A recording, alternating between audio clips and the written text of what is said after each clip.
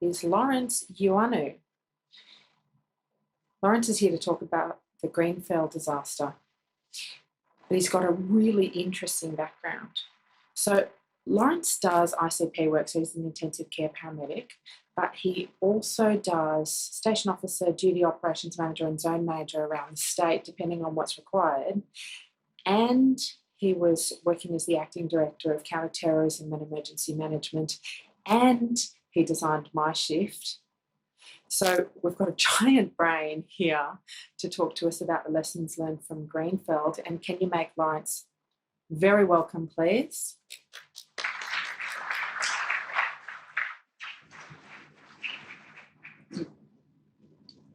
Hi everyone, can you hear me okay? So thank you for your time. So here to talk about the London experience. I was fortunate enough to be able to go to the London Ambulance Service during 2016 and 2017 to be what they call a incident response officer. Get some feedback coming through. And an incident response officer is someone who, if you take the duty operations manager role in Sydney, Australia, New South Wales, and you slice it in half, in London they have group station managers who manage staff, station, rosters, KPIs. And they have incident response officers whose primary role is command and control and sort of operational daily duties. Just to give you a little bit of context about London Ambulance itself, on the left here inside this red circle is everything that London Ambulance covers. Outside of the red circle is various other ambulance services. To give you a comparison, this is the Sydney Metro area there, and that's the same size. In Sydney Metro, they do about 2,200 jobs a day. And across the state, we do close to sort of 3,500 jobs. London Ambulance does 6,500 jobs every single day just inside that red circle. That's how busy it is. There's a couple of lessons to take away from today. I just want to touch on one of the first ones before we get into the sort of event itself, and that's JESIP, which is a fancy way of saying how different agencies will work together. One of the lessons learned in London from many major incidents, the 7/7 bombings, the RA bombings, a whole host of events, is that often what would occur is police would come to an incident and they do their bit. The fire brigade would come to an incident and they do their bit. An ambulance would come to an incident and they do their bit. And whilst each agency was individually achieving its goals, as a joint emergency service response, it was very haphazard. And there was a lot of critical findings of the services after a number of these events. So they formed JESIP, Joint Emergency Services Interoperability Program. And it's a framework for how emergency services should work together. It's not officially adopted in New South Wales, but the principles of what they're trying to achieve here is something that I think everyone can resonate with. The first is that you've got to co-locate. So when there's an incident going on, whoever is the forward commander or the on-scene supervisor, you need to be co-located with the police and the fire brigade commanders. There's no point as ambulance being over here and then the fire brigade commander's up in the back room or something, because you're just simply not going to achieve the rest of your goals. The second is around communication, which almost happens naturally when you're co-located. When you're standing near people, you'll just start talking to them. So you've got to keep those communication lines open. Coordinate. Once again, if the fire brigade are planning on doing a certain action, or police are doing action, or we want to do something, all three agencies need to work together to make that happen. Jointly understanding risk and shared situational awareness is something that is where this really shines. Both of those are about the services working together and saying, well, if you're about to do X, that's going to affect us in a different way. And I'm going to show you a classic example of that in the scenario ahead. So you'll hear me talking about JESIP meetings and JESIP principles, and this is what that's about. The other thing that London Ambulance has, before we can get a bit deeper, is what they have predetermined attendance. So we all know of methane and a major incident declaration, and we can say, I declare a major incident. Well, in London, that has a very specific meaning. If you declare a major incident in London, what you're actually saying is they will send you, without even asking for it, 20 ambulances, 8 managers, because there's 8 frontline commander roles, so you need 1 manager for each role. They'll stand up an IMT back at headquarters to do the incident management remotely and coordinate the rest of the organisation. They'll send basically a team of 6 SOT people and a supervisor to manage any special requirements at the incident. The medical teams, HEMS, the equivalent of our aeromedical teams, will be activated and sent either by road or by air. They'll open up 2 incident channels, one for frontline staff, an ambulances coming and going from the scene, and they'll have a second one, which is the supervisor channel to help coordinate a number of tasks. 4 hospitals we put on standby, 2 major trauma, and 2 other tertiary hospitals.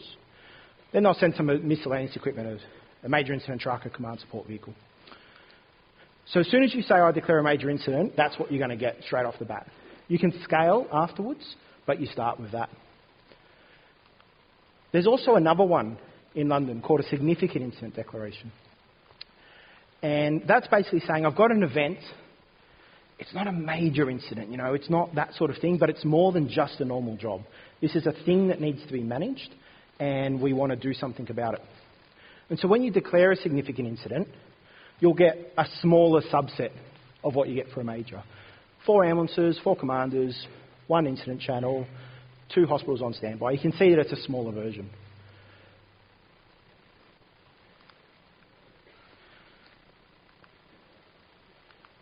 So Grenfell. So in the weeks leading up to this, we had the first Westminster Bridge attack in March, and then we had the London Bridge attack, we had the Manchester bombing, and we had the country on national high critical threat level for terrorism for 4 days, all in the preceding 2 months.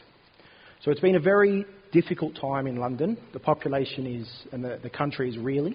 And even as emergency services, we're all sort of still recovering from the incident. The bridge attack was only 2 weeks earlier, and we're still, as an organisation, dealing with that. But on the 14th of June, at 10 to 1, a fire starts in a fridge on the 4th floor at Grenfell.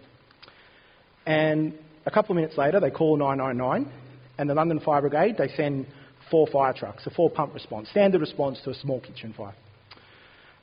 They arrive at 1 o'clock. By 1:13, they've gone up into the apartment, they've put out the fire, and they're sort of thinking, okay, fire's done. But as they're walking out, they can still see there's some smoke, there's some noise, and they're going, what's going on? And as they come downstairs and out the side of the building, they can see that there's actually, the outside of the building has some flames racing up the side. Oh my days. Oh my days, lads. Oh my days. Oh my days, bro.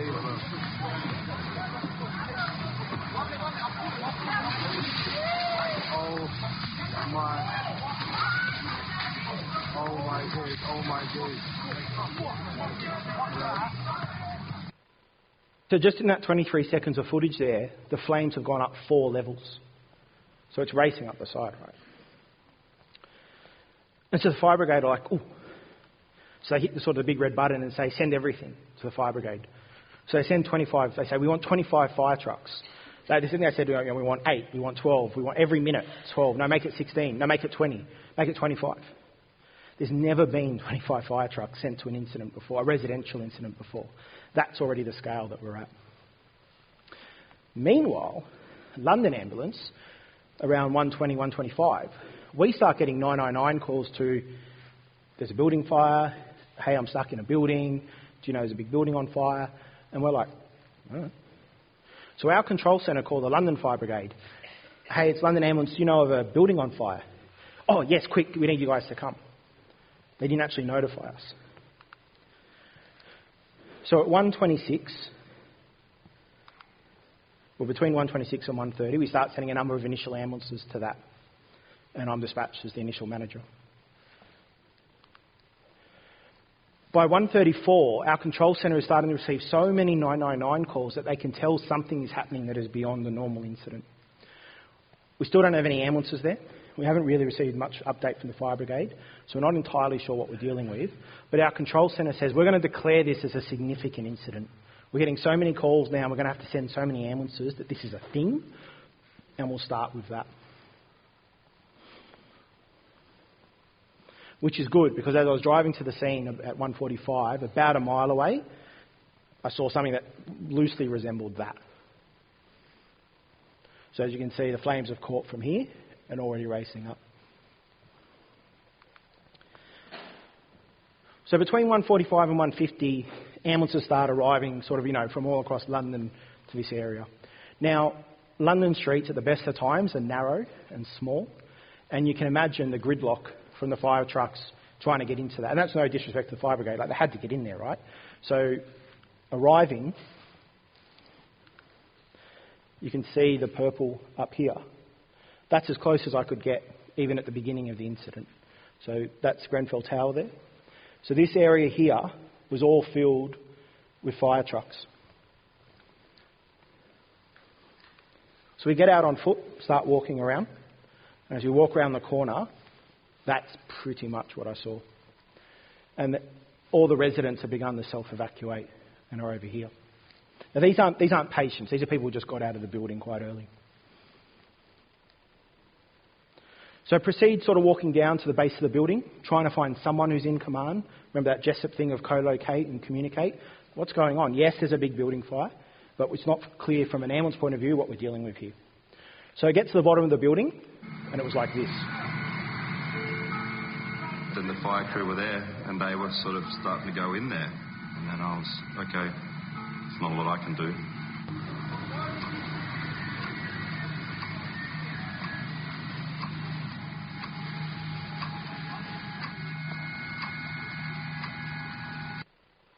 Easy, it's loud, there's a lot of confusion with the fire brigade. There's the equivalent of supervisors everywhere. And so I'm saying, are you in command? Are you in command? Eventually someone goes, yep, you can talk to me. Okay, thanks, what are we dealing with?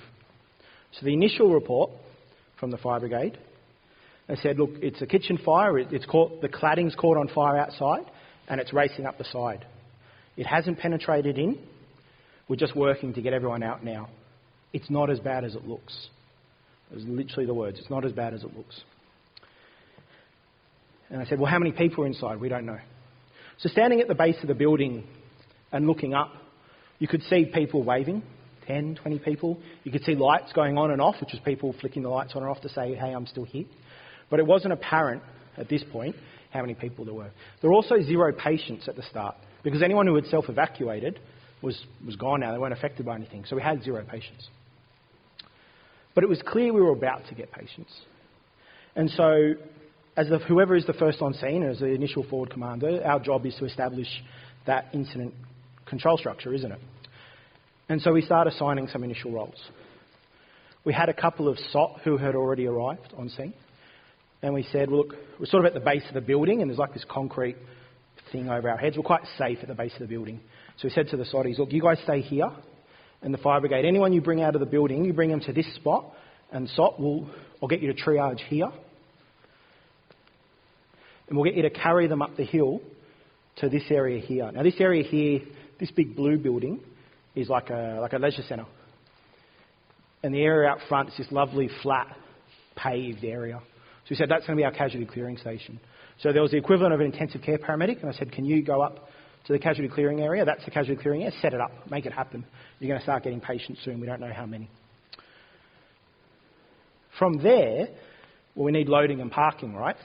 So we'll do it over there somewhere. We weren't initially sure where, but the point is that we're going to go out that general direction. Because what we didn't want to happen was there's no patients at the moment, we're just sort of standing there watching the fire with our hands in our pocket, and then out come some people and you're like, oh, whoops. So get the structure in place early so that we were ready, that whoever they brought out, we were going to be able to start managing those people.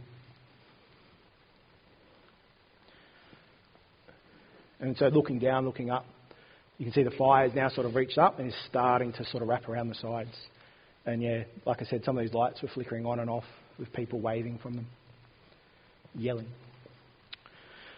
So now we've got the structure set up, between 2:10 and 2:20, I'm desperate for information now. Yes, we know there's people trapped.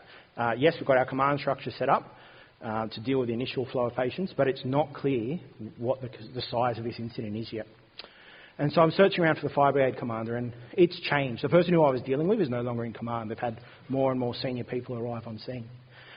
And eventually I get directed to say, oh yes, the commander's arrived, the commissioner's arrived, he's over there. So head to a fire truck. And as he's walking the truck, I said, look, hi, I'm Laurence, I'm the ambulance forward commander. I need to know what's going on. What do you know? He said, look, I just got here. I don't know. I'm just getting briefed now, and I need a little bit of time. And he goes to turn into the truck, and I say, do you know how many people are in that building? And he said, look, I don't know yet, but if you head to the rescue truck, they'll let you know. Okay? So the fire brigade had set up a number of command vehicles in this vicinity down here. And so the Jessup principle of co-locating, I ended up basically hanging out in this general vicinity. Because I have, we've already set up triage with the SOT, got casualty clearing set up with one of the intensive care paramedics, and there are a number of other paramedics who arrived who are helping to flesh out those roles. Between 2:22 and 2:24, two very specific things occurred. First, we get to the rescue truck and we open the door, and what I now know, if there's a fire, is if someone calls the fire brigade and says, oh, I'm trapped in a burning building, they'll give fire survival guidance. Like when someone calls ambulance and someone's in cardiac arrest and we tell someone how to do CPR over the phone while we wait for an ambulance, they do that, but just how to survive a fire. Close the door, put a towel at the bottom, stay low. But they'll also ask, what room are you in? How many people, how many adults, how many children? What's your access, your egress? So they can work out how they're going to get to those people.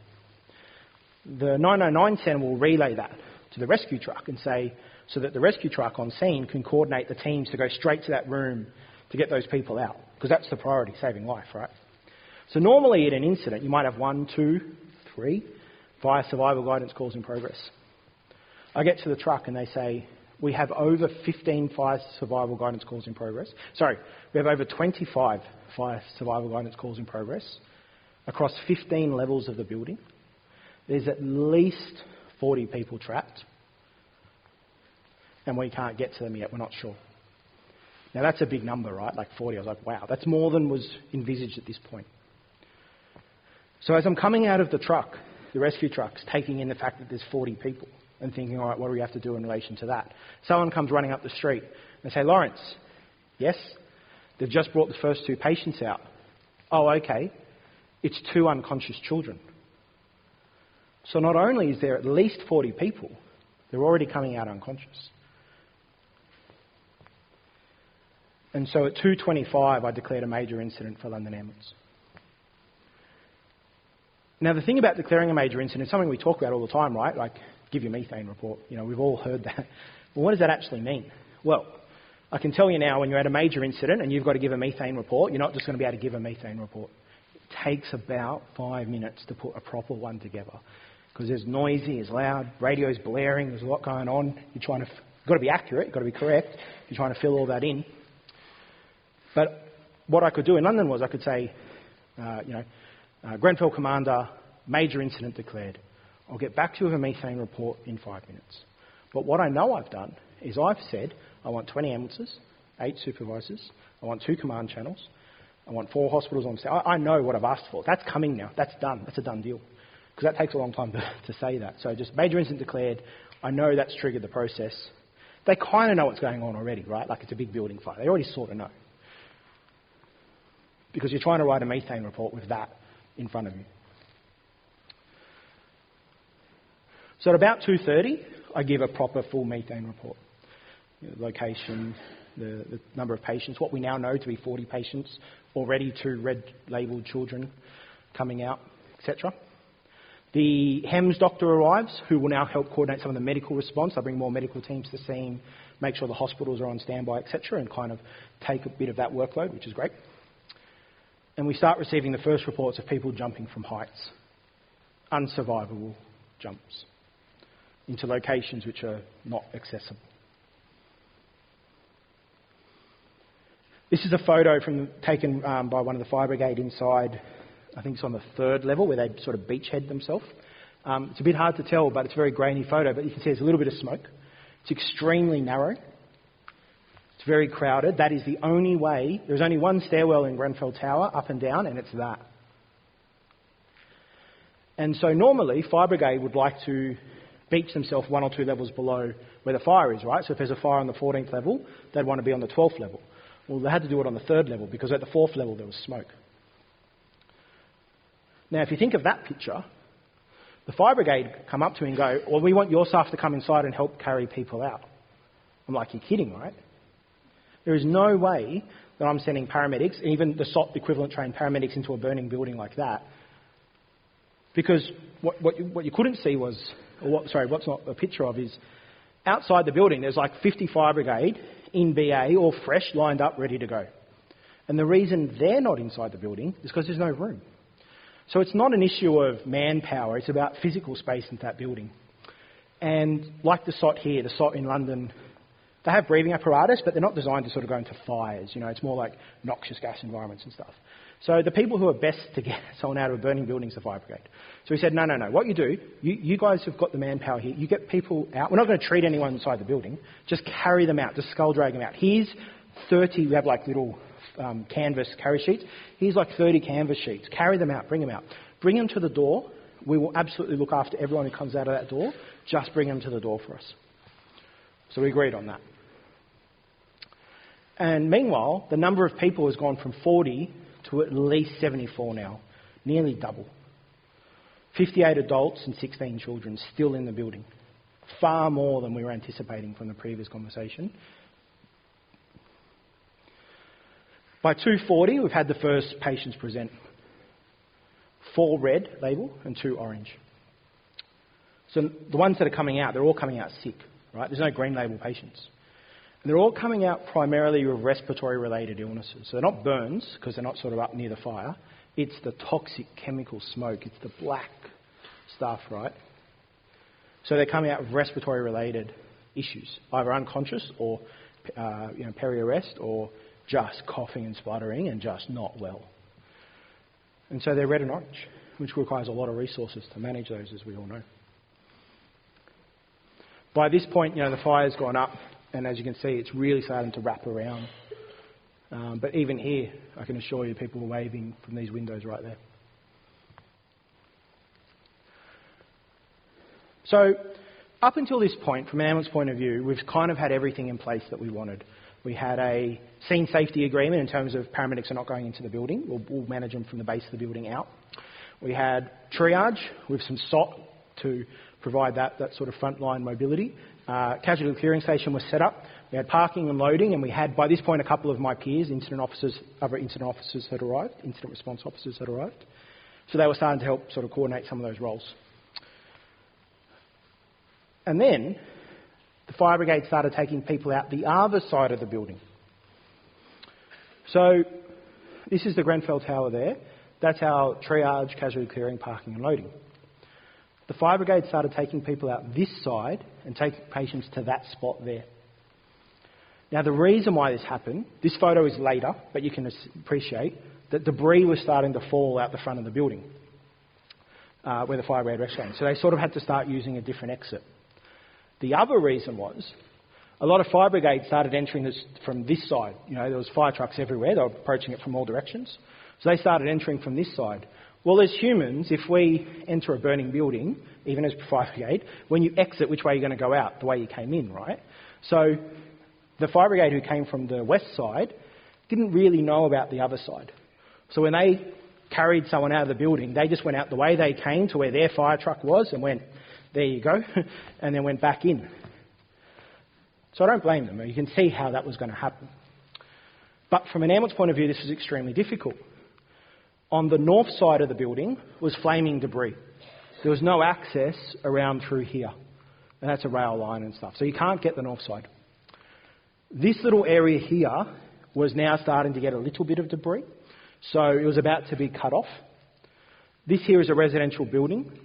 This road here was gridlocked with fire trucks and police, and there are now thousands of people have come out in the streets. I mean, and all these buildings were starting to get evacuated anyway, but everyone within a 2-block radius, you could hear it, smell it, see it, the noise. So everyone was woken up. So everyone was out in the streets. So there was no way to get patients who were brought out this side over to there. It was just might be on the other side of London.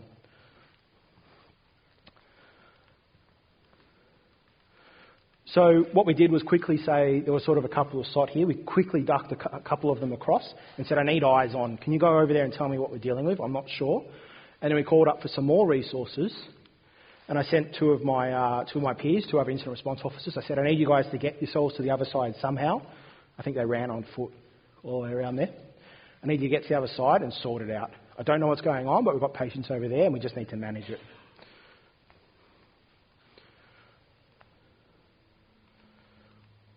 So in New South Wales ambulance, we'll talk about sites. We'll have multiple site supervisors. In London, they call it sectors. Same thing. We'll call site 1 the east side, and the new on the west, we'll call it site 2, 1 and 2, right? So we're sort of going to have to start managing this as multiple sites.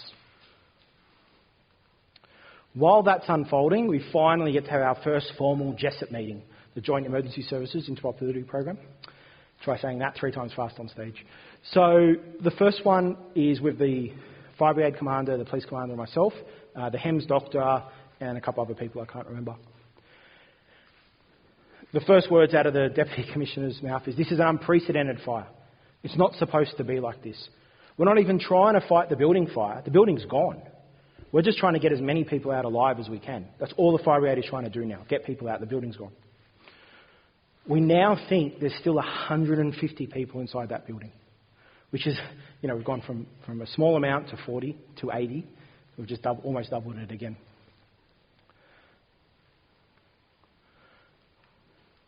While we're having that meeting, we get a report from Sector 2, the other side. It says there's at least 8 patients on that side, primarily all red and orange. At least one I know was a paediatric and respiratory arrest. So they're requesting 10 ambulances on that side. So effectively, this is a picture of that side. This is them in the first few minutes setting up the casualty clearing station on Sector 2 with the first couple of patients. People were literally coming out in their pyjamas. I mean, she might have been evacuated from a house. You can see how it happens. But this is the sort of stuff we're dealing with. So there's the building, and that's the team starting to set up. Wow. This is footage of an ambulance crew as they're arriving on scene. Handling all functioning. But you can see, this is the stuff that as staff we're going to be arriving to and visually seeing. So what we ended up with was effectively, we had the Grenfell Tower. We actually ended up having to have 2 triage points, 1 east, 1 west, 2 casualty clearing, 2 parking and loading. Whichever side you came out of by the fire brigade, that's the side you were going to get processed on and taken off to hospital. There was no ability to share resources across either side. So from a medical team point of view, for example, we had to have medical teams on this casualty clearing station and on that casualty clearing station. We had to have additional managers come to scene because I needed site supervisors on both sides and casualty clearing and parking and loading. Normally, what we'd like to do is we might have multiple triage points, but we'd always like to funnel them to 1 casualty clearing, 1 parking and loading. Like, that logically makes sense, right? But you might not be able to do that. And so you've got to have that ability just to break it up. It is what it is. So here's some photos. The people in orange there are the medical teams, including critical care paramedics. That's like the SODIs. But this is the casualty clearing section on Sector 2, once it was set up. Parking and loading. Ambulances nicely aligned. You need far more room than you think you will. PPE on, ready to go. Helmet, vest.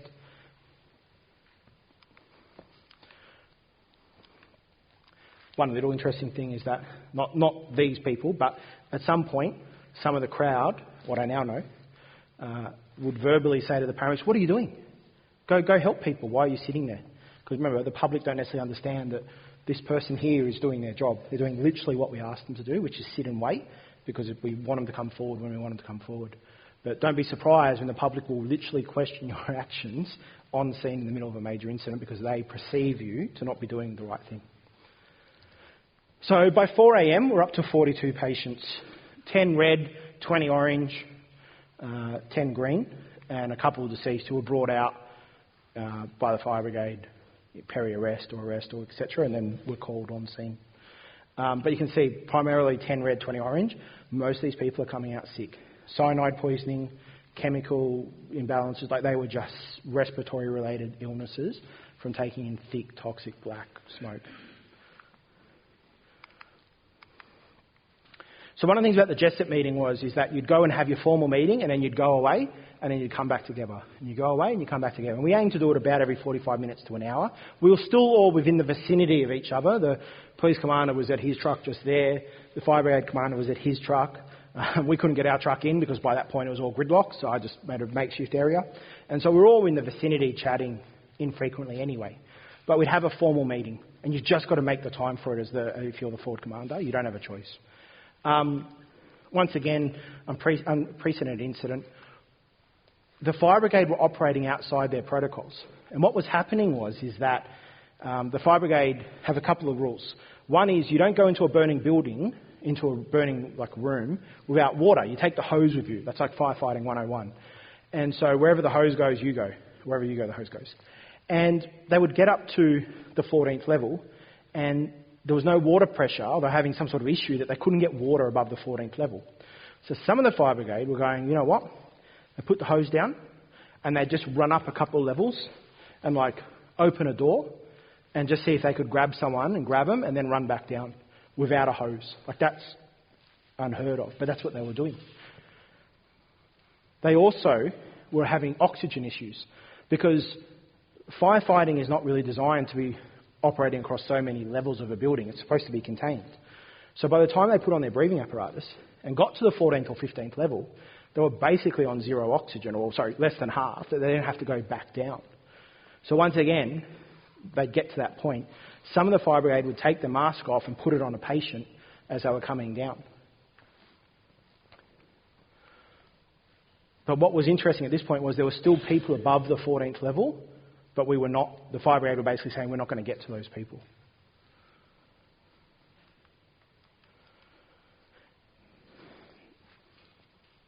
Now, we spoke about Jessup and about jointly understanding risk and shared situational awareness, and here's a classic.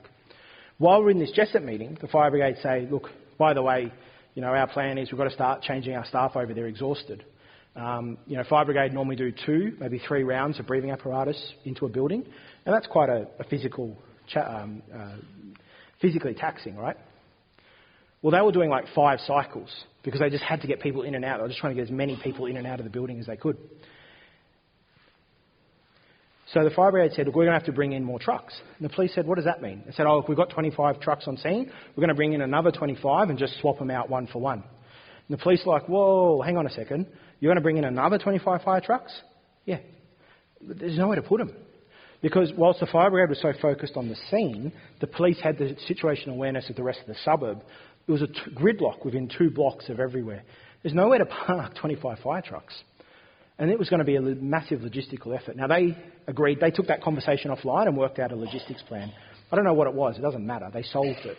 But because we had the Jessup meeting and everyone kind of knew what everyone's general plan was, we were able to see potential problems before they occurred. And this is the importance of that. So that averted potentially a massive issue. The other thing that came up in this was around crowd containment lines. So whilst the police have got the majority of people back, it's a very porous scene. People just appear in the middle of the incident. I was literally on the radio at one point saying to control, blah, blah, blah. They can't go above the 14th level. We're not sure yet what's going to happen. And as I'm giving that, which is a very sensitive piece of information that's not public knowledge, literally someone's on their phone walking past me going, yeah, they're coming. Hey, my grandma's still in there. Yep, they're coming. So that causes a bit of an issue when you're trying to deal with the scene. So the fire brigade are saying to the police, you've got to get these people back. Some people were literally running up to the base of the building, throwing mattresses at the base of the building. I was literally adding fuel to the fire. But they think they're just trying to help, right? And the police are going, we know, but they're so emotional and they're so, it's hard. And the fire brigade are like, we get it, but you've got to get them back. The police are like, all right. And so a short time later, the police riot squads arrived for crowd control. Now, the one thing about police riot squads is they have 2 modes, off and on. They don't really have a sensitivity dial. And I get it, right? Let's be honest. What are they normally deployed? Because it's soccer hooligans in London, because Manchester lost to West Ham. And don't call it soccer over there, call it football. So, that's why they're deployed. So they have a very intimidating presence and they have a very standard way of training. Except you end up with situations like this. Just listen to the start versus the end.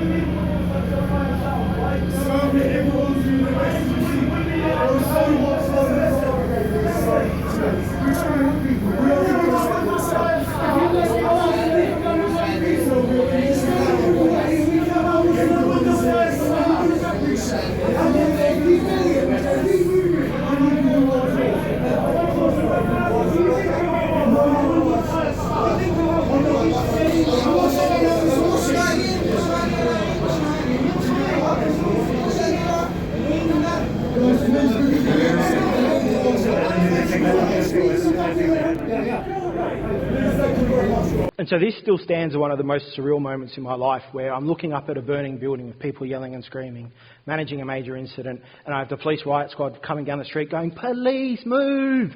with their batons drawn and their shields up. And you could see the start of that incident. Police were very, very verbally aggressive, right? But the crowd weren't non-compliant due to misbehaviour. They're non-compliant because their mum is trapped in a burning building. Their grandmother, their friend, their neighbour.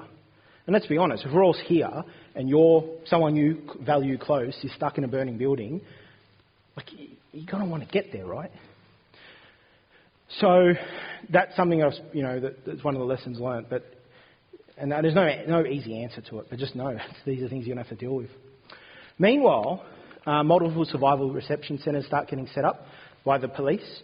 From an ambulance point of view, one of the lessons learned here is that a lot of people who had self-evacuated and had no symptoms ended up at these survival reception centres. But we'd start getting calls there. Chest pain, shortness of breath, doesn't have their medication and is due now. What medication? I don't know. It might be important. They might need it right now. I don't know. It could be insulin. Who knows? The point is that from a major incident response point of view, people who we thought had been cleared and had been rightfully cleared actually end up presenting at these multiple other sites, which are not where all your resources are. They're not next to the casualty clearing station. You can't just send them to the casualty clearing station. So you've got to start sending ambulances to these locations. So we ended up sending 1 to 2 ambulances to every reception centre in the end, where we had a call or not. We said just send 1 or 2. Get them on standby and just absorb whatever the problem is and just triage it, because we can't keep getting 999 calls to the areas around. Now the timestamp's wrong, but at some point during the night, these people who have been on the phone with the fire control centre, who are trapped in their burning building, and they've been told, stay there, we're coming, block the door. Actually, we're not coming. We can't get to you. You're on your own. No one is coming. So these people who are looking out a window and can see thousands of emergency service workers from the 20th floor, or the 14th, or the 16th, who have done what they were told, which is don't leave, are now being told run for your lives, you're on your own. And from what we sort of know, we think has happened then, is that these people would open the door that was blocked and have literally a black wall of thick chemical smoke, and would sort of walk in and take 1 to 2 breaths and drop, because there is zero oxygen in that hallway now. And the stuff they took in is just literally chemicals.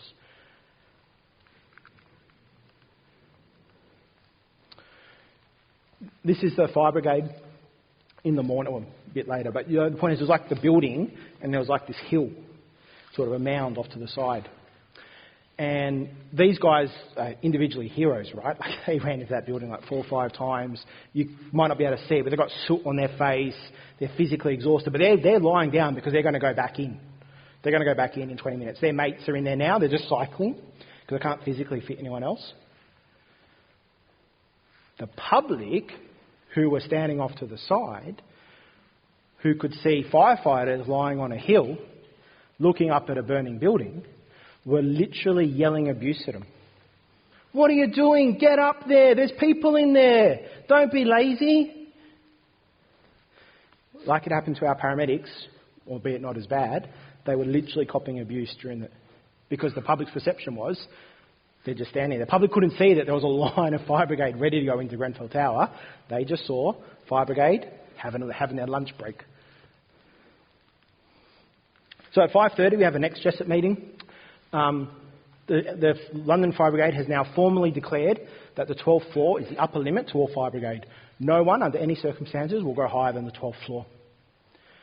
By this point at 5:30 in the morning, the upper half of the building is glowing from the inside, and there are no visible signs of life.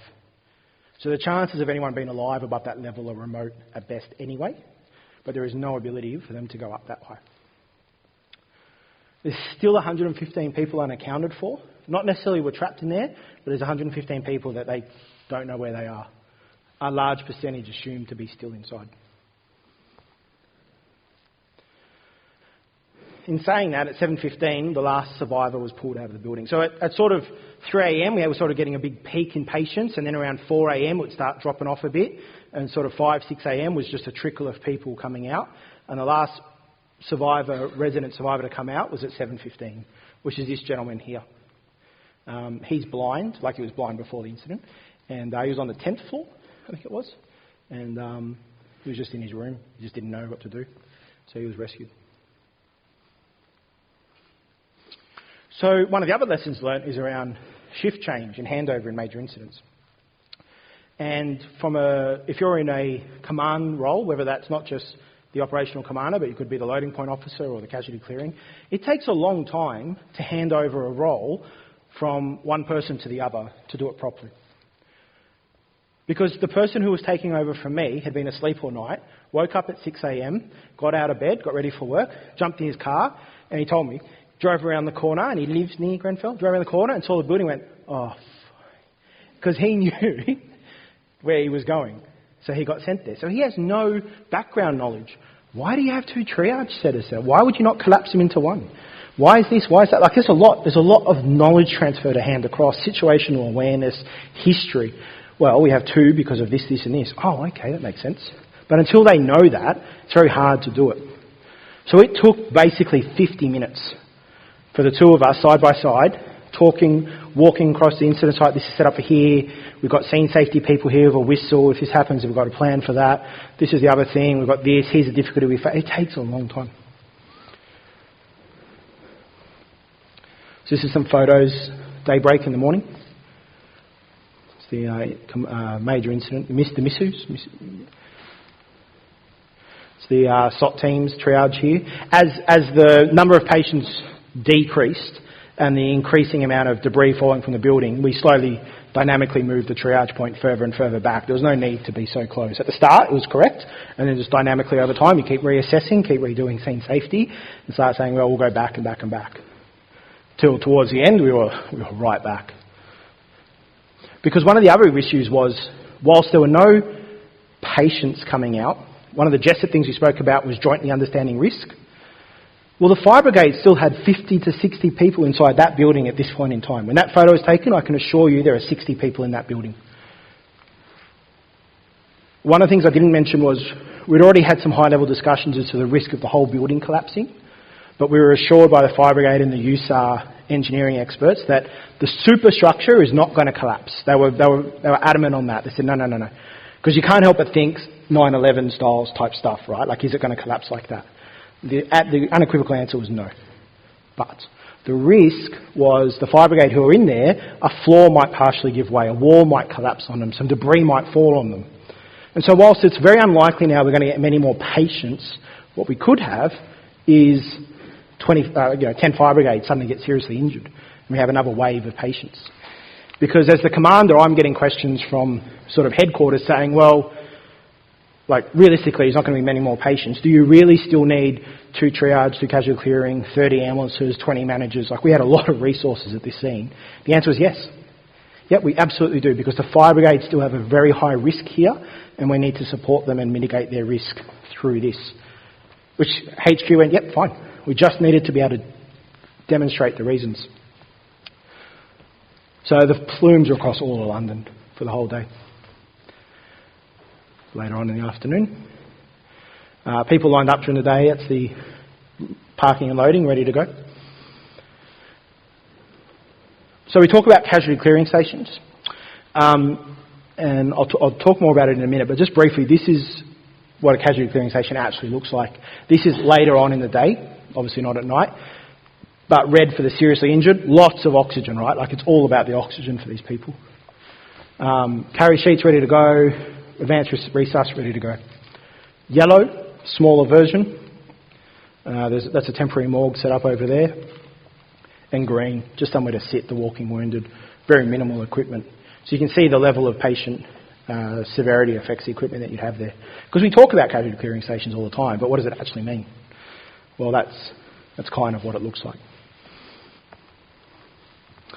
So some final figures. 72 people died as a result of the Grenfell Tower, either on the night or in the subsequent days, and I think one was a month later.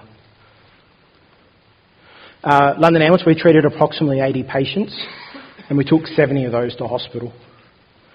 Of the 70, I think 30 ended up in ICU with respiratory-related stuff. So the majority we took, they were super sick.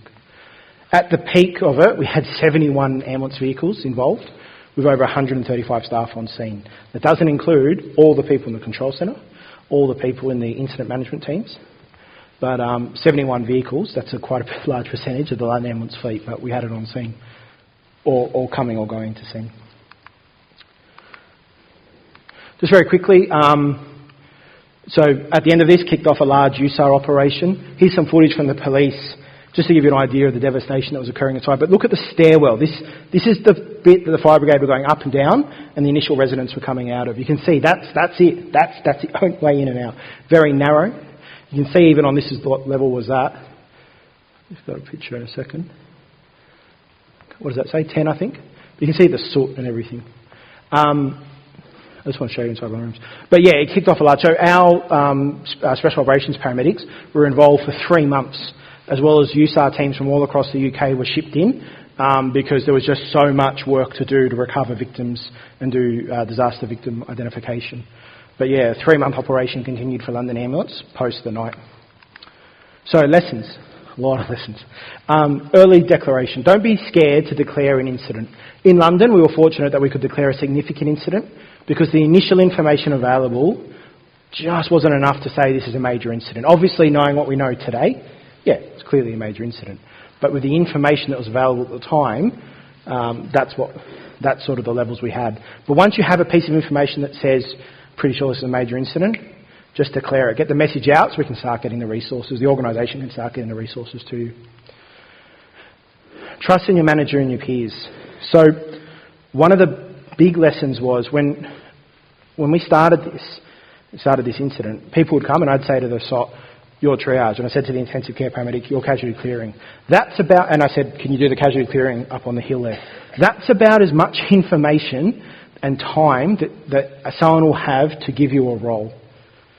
So you've got to know your command and control roles, your casualty clearing officer role, your staging, your loading. You've got to know these roles because on the night, whoever is the operational commander will not be able to say, well, what you do, go set this up and put some equipment there and can you move this?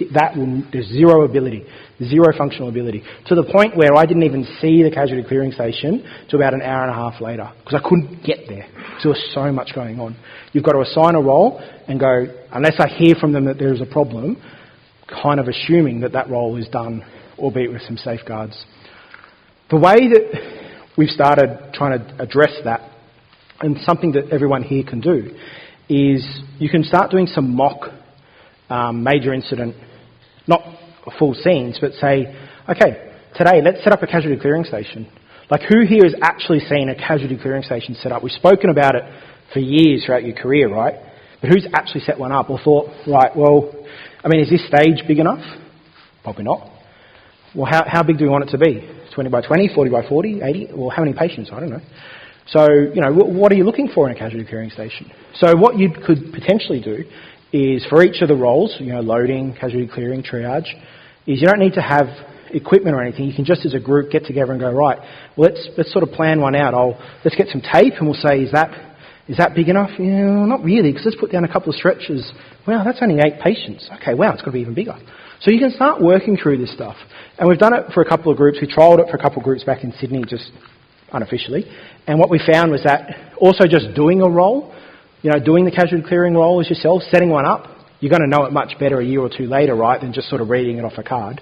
So what I would encourage everyone to do, especially in regional areas like here, is, you don't need much, but you can absolutely sort of functionally do it. Parking and loading point officer. Get a couple of ambulances lined up and go, right, well, if we had to now have 20 more ambulances, is this enough?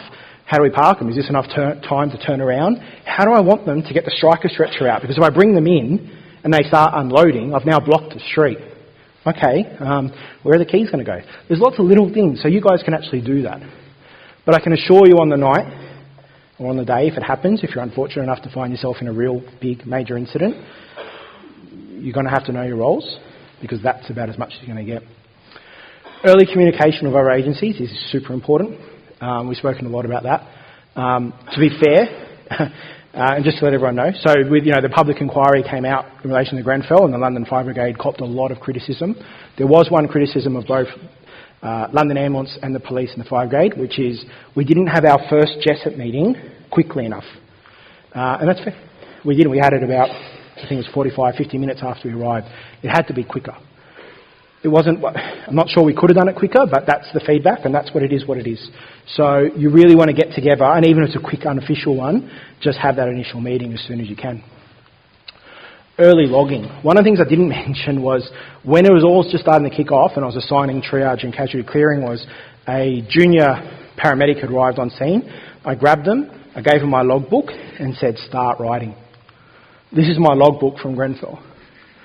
Up in the top left is me, while I was waiting for someone, about a couple of minutes in the scene, starting to write something. On the scene, significant incident declared, something. But it's so hard to write when the radio's blaring and you're trying to set everything up. So I gave my logbook to someone, which is very good, because when I got questioned as to why did you declare a major incident when you did, being able to go through and see that, well, at 2:18, the paediatric patient started coming out. At 2:24, we just got that confirmation of 40 patients. So at 2:25, a major incident was declared. You can see how it flows. Now, you don't need a war and peace story either, do you? Just some dot points with a timestamp. That's all you need.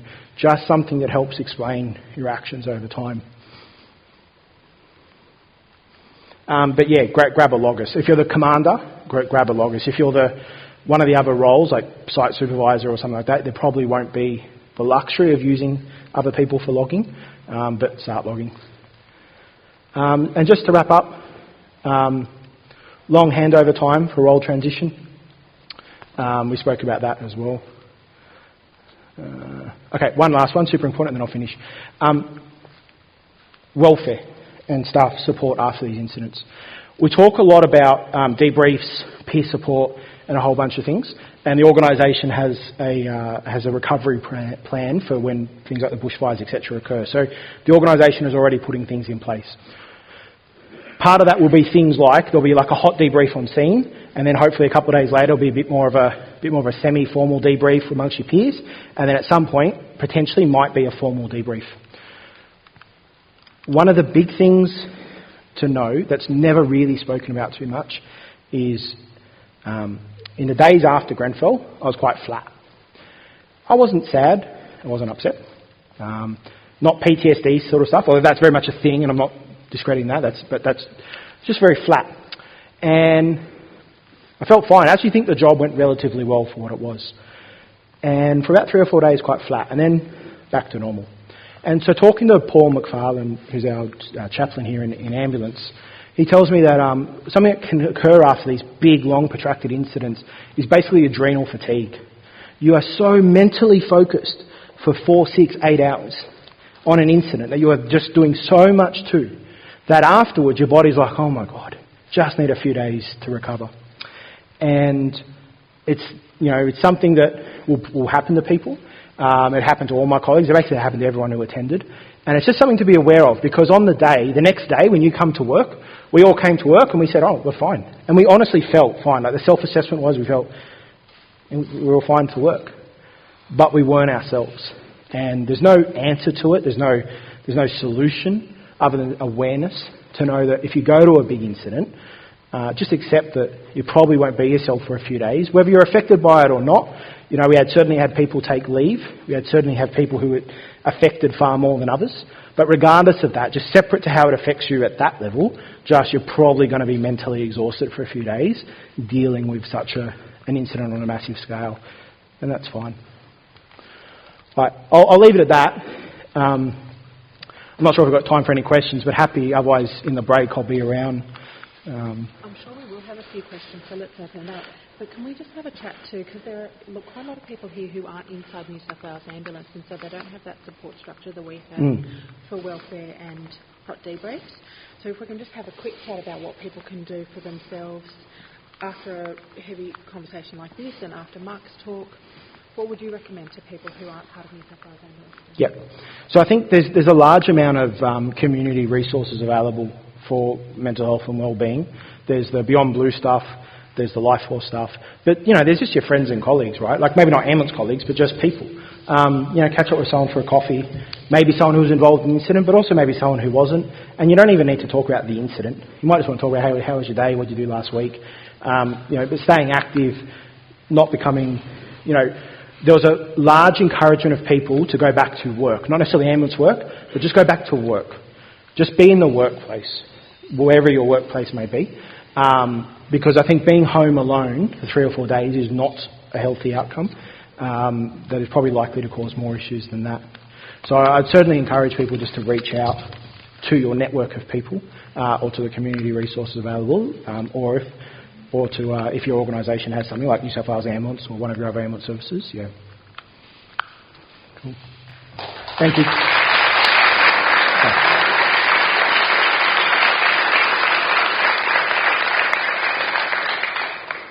So Laurence has come down from Sydney and left his family to be here today, and we say thank you very much, and please do grab him for questions at lunch if you can. No worries. Thank you, everyone.